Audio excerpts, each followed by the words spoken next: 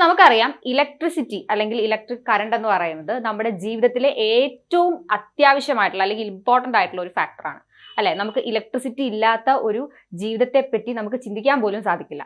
അപ്പോൾ ഇലക്ട്രിസിറ്റിയെ കുറിച്ചും അതുപോലെ തന്നെ ഇലക്ട്രിസിറ്റിയുടെ ഇഫക്ട്സ് ഏതൊക്കെയാണ്, different types of effects of electricity, അതാണ് നമ്മൾ ഈ ചാപ്റ്ററിൽ ഡിസ്കസ് ചെയ്യാനായിട്ട് പോകുന്നത്. അപ്പൊ നമുക്ക് നമ്മുടെ ചാപ്റ്ററിലേക്ക് കിടക്കാം. അപ്പൊ ആദ്യമായിട്ട് നമ്മുടെ ഡെയിലി ലൈഫിൽ നമുക്ക് ഇലക്ട്രിസിറ്റി ഉപയോഗിക്കുന്ന ഒരുപാട് എക്യുപ്മെന്റ്സ് ഉണ്ട്. ആ എക്യുപ്മെന്റ്സ് കുറച്ച് ഡിവൈസസ് ആണ് ഈ തന്നിരിക്കുന്നത്. അപ്പൊ ആ ഡിവൈസസ് ഏതൊക്കെയാണ് നമുക്ക് നോക്കാം. ഇലക്ട്രിക് ബൾബ്, അതുപോലെ induction cooker, storage battery, mixie അല്ലെ, അതുപോലെ ധാരാളം ഇലക്ട്രിക്കൽ എക്യുപ്മെന്റ്സ് അല്ലെങ്കിൽ ഡിവൈസസ് നമുക്ക് കാണാനായിട്ട് സാധിക്കും. അപ്പൊ നമുക്കറിയാം ഇവിടെ ഇലക്ട്രിക് ബൾബ് അതുപോലെ ഇൻഡക്ഷൻ കുക്കർ അതിന് ധാരാളം ഉപയോഗങ്ങളുണ്ട്. അതുപോലെ തന്നെ ഇവിടെ എനർജി ചേഞ്ച് എന്ന് കൊടുത്തിട്ടുണ്ട്. എനർജി ചേഞ്ച് അല്ലെങ്കിൽ ഊർജ പരിവർത്തനം എന്നാണ് നമ്മൾ പറയുന്നത്. നമുക്കറിയാം എനർജി എന്ന് പറയുന്നത് ഒരു ഫോമിൽ നിന്നും വേറെ ഒരു ഫോമിലേക്ക് കൺവേർട്ടഡ് ആവുക ചെയ്യുന്നത്.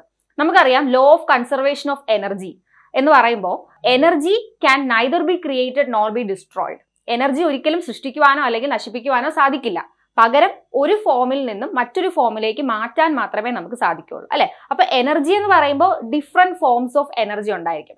ഇലക്ട്രിക്കൽ എനർജി ഉണ്ടായിരിക്കും, ഹീറ്റ് എനർജി ഉണ്ടായിരിക്കും, ലൈറ്റ് എനർജി ഉണ്ടായിരിക്കും, കെമിക്കൽ എനർജി ഉണ്ടായിരിക്കും, മെക്കാനിക്കൽ എനർജി ഉണ്ടായിരിക്കും. അങ്ങനെ പല തരത്തിലുള്ള എനർജി നമുക്കുണ്ട് അല്ലെ.